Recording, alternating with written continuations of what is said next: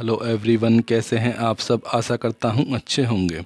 इस वीडियो में आपको ये बताऊंगा, यदि आपको घन का विकर्ण, घन का आयतन और घन का संपूर्ण प्रश्न निकालना है तो आप कैसे निकालेंगे। तो वीडियो को पूरा अंत तक जरूर देखिएगा, जिससे कि मेरे द्वारा बताए गए सारे पॉइंट आपको आसानी से समझ में आ सकें। और यदि आपने अभी तक हमारा चैनल सब्सक्राइब नहीं किया है तो हमारे चैनल को सब्सक्राइब करना ना भूलें, जिससे कि आपको हमारी आने वाली वीडियो आसानी से देखने को मिल जाएगी। तो चलिए स्टार्ट करते हैं अपनी वीडियो को। इसमें सबसे पहले हमारा दे रखा है घन का विकर्ण। घन का विकर्ण का क्या फॉर्मूला होता है हमारा। घन का जो विकर्ण होता है वो होता है √3a, ये हमारा इसका फॉर्मूला होता है। दूसरा होता है हमारा घन का आयतन। घन का आयतन क्या होता है हमारा। घन का आयतन होता है वो होता है हमारा a³, क्योंकि घन में क्या होता है, घन में हमारी तीनों भुजाएं यानी घन में जो होती हैं हमारी बराबर होती हैं, लंबाई चौड़ाई और ऊंचाई। तो इसका जो आयतन होता है वो क्या होता है हमारा a³। घन का संपूर्ण पृष्ठ। घन का संपूर्ण पृष्ठ क्या होता है हमारा 6a²। तो ये हमारा इसका फॉर्मूला होता है। अब देखिए, आज बढ़ते हैं अपने क्वेश्चन की ओर। पहला क्वेश्चन दे रखा है हमारा 4 सेंटीमीटर कोर वाले घन के विकर्ण की हमें लंबाई ज्ञात करनी है। तो देखिए इसको हम कैसे करेंगे। हमें क्या दे रखा है, सबसे पहले हम ये देखेंगे। हमें यहाँ पे दे रखा है घन के कोर की लंबाई कितनी दे रखी है। लिखेंगे घन के कोर,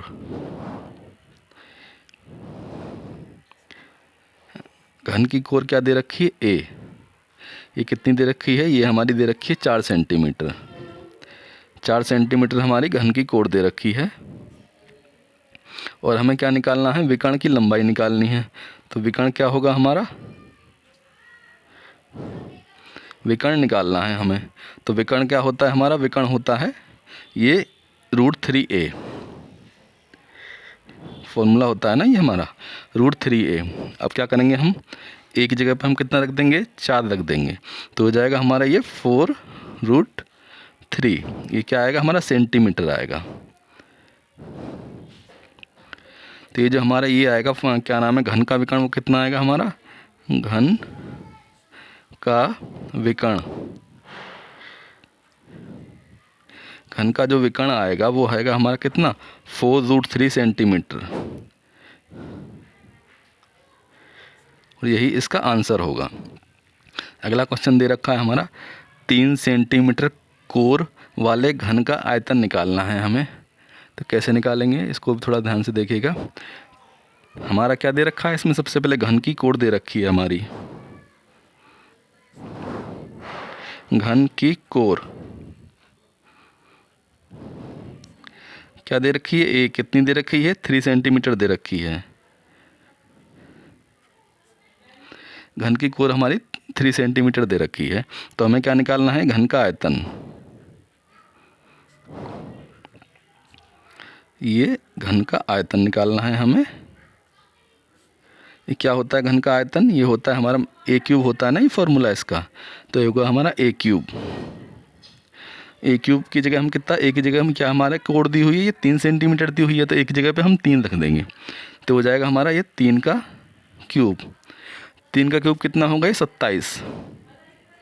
और 27 क्या आएगा, ये हमारा घन सेंटीमीटर पे आएगा ना। तो ये हो गया घन सेंटीमीटर, इसकी यूनिट हो गई। तो ये जो घन का आयतन हुआ वो कितना हुआ हमारा, ये हुआ हमारा 27 घन सेंटीमीटर।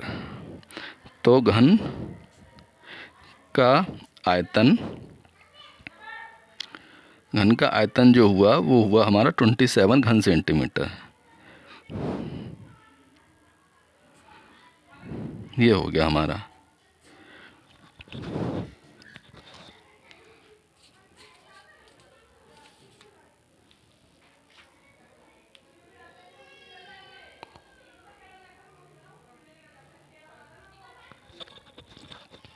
अगला क्वेश्चन दे रखा है हमारा, एक घन की कोर दे रखी है हमारी 5.5 सेंटीमीटर। उसका क्या निकालना है, उसका संपूर्ण पृष्ठ।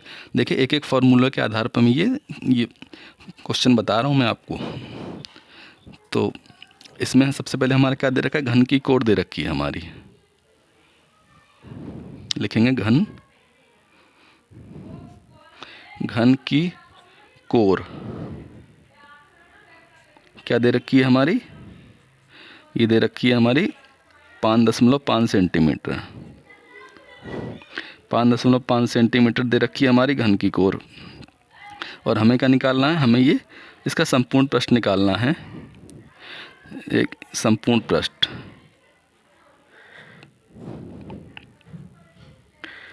क्या होता है, घन का संपूर्ण पृष्ठ ये होता है हमारा 6a² होता है ना। तो ये क्या करेंगे हम, 6 मल्टीप्लाई, एक जगह पे कितना दे रखा है हमारी घन की कोर, ये 5.5, ये इसका स्क्वायर कर देंगे।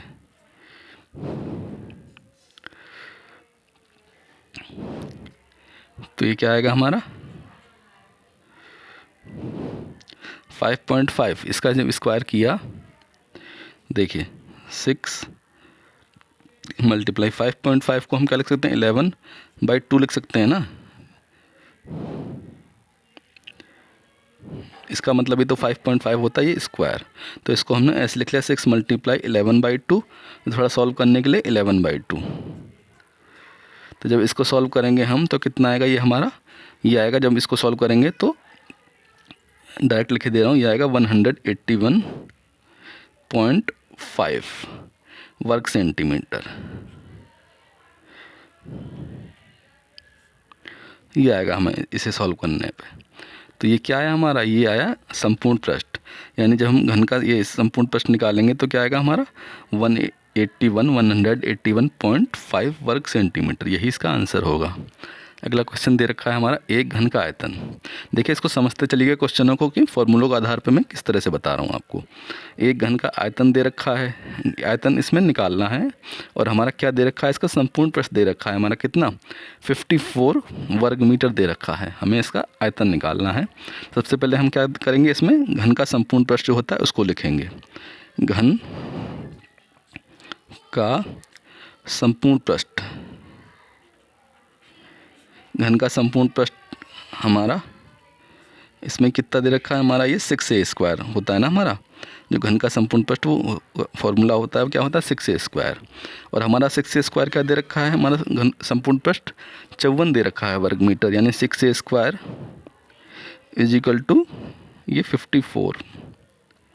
अब यहाँ से a² की वैल्यू निकाल लेंगे, कितना आएगा, ये 9 आएगा ना हमारा, क्योंकि 6 9 या 54 होता है। तो a की वैल्यू कितनी आएगी यहाँ से हमारी, ये आएगी हमारी 3 मीटर। तो a की वैल्यू हमारी जो आ गई कितनी, ये 3 मीटर आ गई। अब हमें निकालना क्या है, हमें घन का आयतन निकालना है।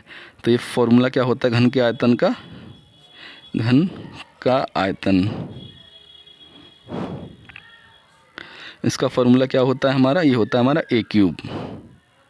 एक जगह पर कितना रख देंगे, 3 रख देंगे, ये हो जाएगा 3, इसका ये क्यूब हो गया ना हमारा। तो ये क्या होगा, 3 का क्यूब, ये होगा हमारा 27, एक घन सेंटीमीटर होगा हमारा। ये आया हमारा 27 घन सेंटीमीटर। और यही क्या आया, यही इसका आयतन आया।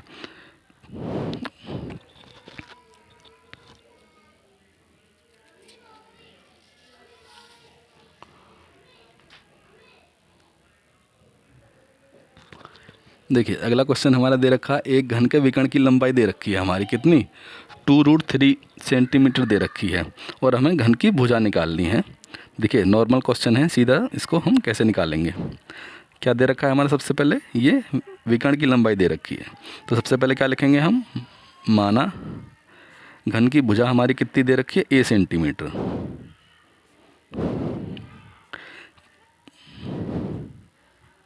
हम कोई भी भुजा मान लेंगे घन की, a सेंटीमीटर है ना हमारी, हम मान के चलेंगे ऐसा, a सेंटीमीटर ये भुजा दे रखी है। तब हमारा विकर्ण क्या दे रखा है, जब विकर्ण की लंबाई दे रखी है हमारी 2√3 सेंटीमीटर, तो ये हमारा क्या दे रखा है, विकर्ण,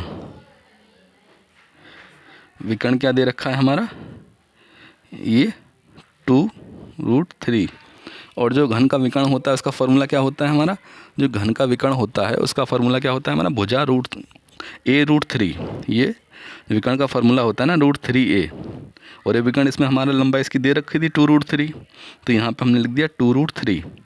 तो क्या हुआ, √3 से √3 हमारा कैंसिल हो गया। ये a बराबर क्या आया, a बराबर यहाँ से हमारा आया 2 सेंटीमीटर, a बराबर हमारा 2 सेंटीमीटर आया। तो यही क्या होगा, यही हमारी घन की भुजा हो गई और यही हमें इसमें निकालनी थी। हम मान के चले थे ना घन की भुजा हम ए सेंटीमीटर, तो हमने यहाँ से ये विकर्ण की लंबाई दे रखी थी, यहाँ से हमने कैलकुलेट करके ए का वैल्यू निकाल दी और जो कि क्या है हमारी घन की भुजा है। तो ये घन की भुजा हो गई 2 सेंटीमीटर।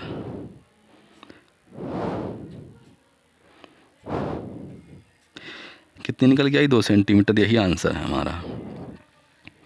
अगला क्वेश्चन दे रखा है एक घनाकार ठोस का हमें आयतन दे रखा है कितना, 27 घन सेंटीमीटर दे रखा है और हमें क्या निकालना है, ये ठोस का हमें पृष्ठ ज्ञात करना है। तो कैसे करेंगे, देखिए हमें सबसे पहले क्या दे रखा है, ये घनाकार ठोस का आयतन दे रखा है ना, तो हम क्या करें, ठोस की भुजा मान के चलेंगे ए सेंटीमीटर होगी हमारी, यानी हम ऐसा मान के चल रहे हैं घनाकार ठोस की एक भुजा ए सेंटीमीटर। और क्या दे रखा है इसमें, आयतन। आयतन क्या होता है हमारा, घनाकार जो ठोस का आयतन होता है ये होता है ए, इसका फॉर्मूला क्या होता है, ए क्यूब। और ए क्यूब हमारा कितना दे रखा है यहाँ से, ये हमारा 27 दे ही रखा है। और हम क्या इसकी भुजा हम लेके चले ना, ए मान के चले हैं, घनाकार ठोस की भुजा जो एक भुजा ए सेंटीमीटर लेके चले हैं। तो यहाँ से 27 दे रखा है, तो हमारा ए की वैल्यू कितनी निकल आएगी, ये ए की वैल्यू हमारी 3 निकल आएगी ना। तो ये हो गया हमारा ए की वैल्यू 3 सेंटीमीटर आ गई। और हमें क्या निकालना है, घनाकार ठोस का ये पृष्ठ निकालना है। तो ये फॉर्मूला क्या होता है हमारा, घनाकार ठोस का पृष्ठ जो होता है इसका फॉर्मूला ये क्या होता है हमारा, ये होता है हमारा 6 ए स्क्वायर होता है ना मल्टीप्लाई, यानी 6 मल्टीप्लाई भुजा स्क्वायर ये होता है। और जबकि भुजा क्या है हमारी, इसकी एक भुजा क्या है 3 सेंटीमीटर है, तो करेंगे 3 स्क्वायर, तो हो गया 6 मल्टीप्लाई 3 स्क्वायर कितना हो गया 9। तो 6 में 9 की मल्टीप्लाई करेंगे क्या आएगा हमारा 54। और ये 54 जो आया क्या आया, ये हमारा वर्ग सेंटीमीटर आएगा ना, क्योंकि इसकी एक वजह सेंटीमीटर में दे रखी है। तो 54 आया वर्ग सेंटीमीटर, ये 54 हमारा ये वर्ग सेंटीमीटर में आएगा और यही इसका क्या है, यही इसका आंसर है। अगला क्वेश्चन दे रखा है हमारा धातु के 3 घनों की लंबाइयाँ दे रखी हैं कितनी, 5 सेंटीमीटर, 4 सेंटीमीटर और 3 सेंटीमीटर। कह रहा तीनों घनों को पिघलाकर एक नया घन बनाया गया। तो क्या हो, नए घन की एक कोर की हमें लंबाई ज्ञात करनी है। तो कैसे निकालेंगे, देखिए ये जो तीनों घनों को पिघलाकर जो बनाया गया है, हम क्या करें इसका तीनों का हम आयतन निकाल दें, तो हमें क्या होगा, ये नए घन का आयतन पता लग जाएगा। तो पहले हम इसमें क्या करें, घनाकार एक घन की जो कोर की होगी वो हमारी क्या होगी, ए सेंटीमीटर होगी ना। तो हमें इसमें नए घन का आयतन निकालना है, सीधे सीधे नए घन का आयतन, नए घन का आयतन क्या होगा, नए घन का आयतन ये हमारा, ये होगा हमारा तीनों घनों का आयतन,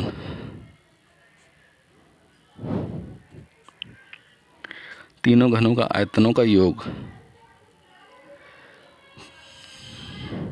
तीनों घनों के आयतनों का योग। तो हम ये जो नए घन का आयतन है वो हम क्या मान के चले हैं, हम इसकी एक कोर ए लेके चले हैं, और जो कि घन का आयतन क्या होता है वो हमारा ए क्यूब होता है ना। तो हम इसका क्या करेंगे, तीनों घनों का आयतन निकाल लेंगे। इसका क्या 5 क्यूब, सीधे सीधे इसको हम लिखे दे रहे हैं, ये हो जाएगा 5 क्यूब प्लस ये दूसरा दे रखा है हमारा घन ये 4 सेंटीमीटर, 4 क्यूब प्लस ये दे रखा है 3, ये हो जाएगा 3 क्यूब। तो इसको सॉल्व करने पे क्या आएगा हमारा, इसको सॉल्व करने पे हमारा आएगा ये 125 प्लस 64 प्लस 27, 5 का क्यूब हो गया हमारा 125, 4 का क्यूब हो गया हमारा 64 और ये 3 का क्यूब हो गया हमारा 27। तो मैं डायरेक्ट लिखे दे रहा हूँ, इसको जोड़ के ये आएगा हमारा 216 आएगा यहाँ से हमारा। तो देखिए ये थोड़ा सा इसको जगह कम होने के कारण मैं यहाँ लिख रहा हूँ, ये आएगा ए क्यूब बराबर कितना आएगा, ए क्यूब बराबर हमारा आएगा 216 आया हमारा, ये आया।